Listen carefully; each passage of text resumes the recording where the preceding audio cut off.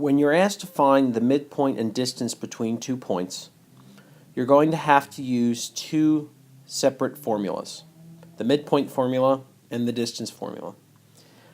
Typically, students will complain that 2 more formulas I need to memorize. I don't like that.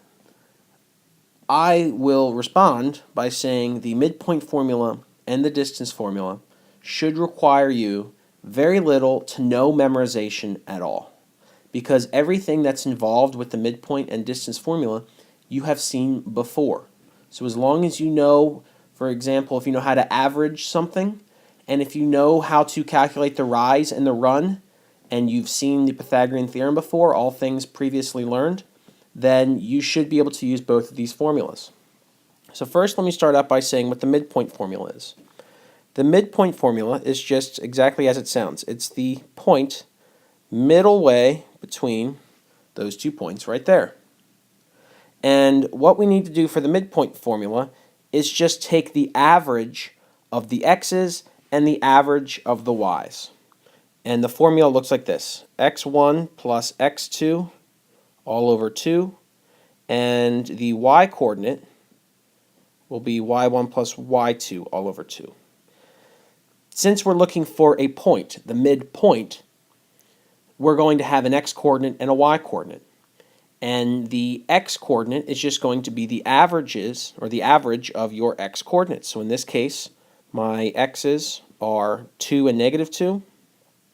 So the average between 2 and negative 2 will be my x-coordinate.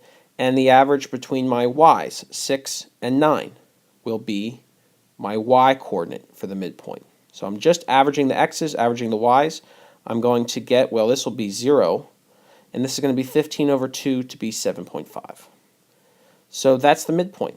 0, 7.5 is the midpoint. And if you were to graph that, you can see that that's right there. That's directly in the middle.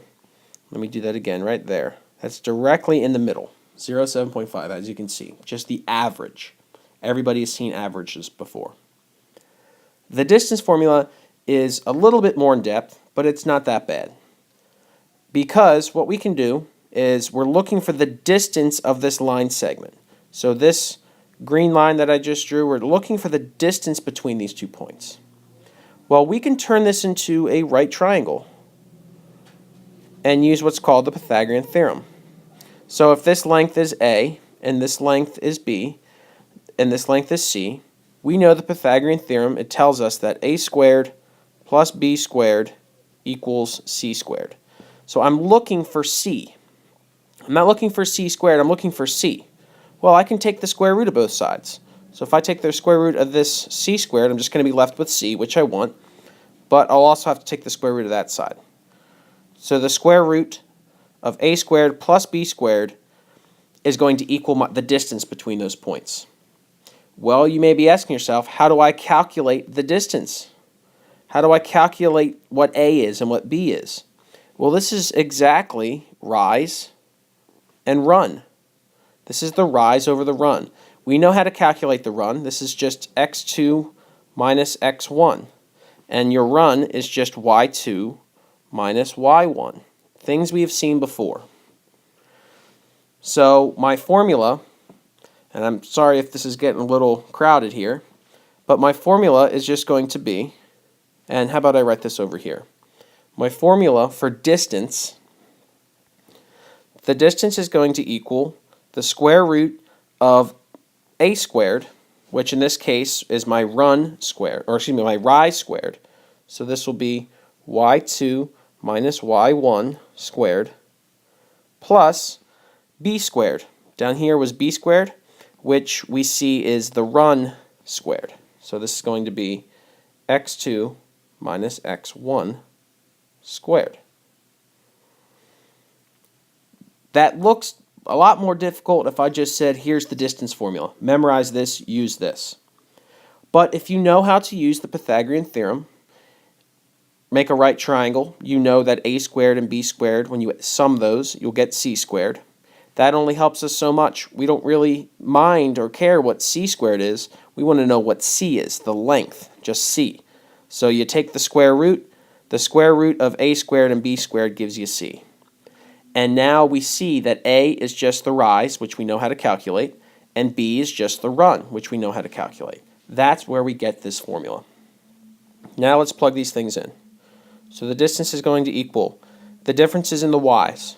So I'm going to have 9 minus 6 squared plus the differences, or the difference in the x's, which is minus 2, the negative 2 minus 2 squared. So this is going to equal, well, 9 minus 6 is 3. 3 squared is 9, plus negative 2 minus 2 is negative 4. Negative 4 squared is 16. This is going to equal the square root of 25, which tells me that the distance is going to be equal to 5. All right, so let me just erase what's inside here so you can go back and make sure you get the right answer. There we go, 25. So by deriving this formula for distance, instead of just memorizing it, think about what you've seen before and how it relates to what we're looking for. We're looking for the length of this. Well, we can turn this into a right triangle, use the Pythagorean Theorem, and this is where we get this formula. The rise squared plus the run squared will give us the distance between the points squared. So we need to take the square root of that whole thing, and then that will give us d.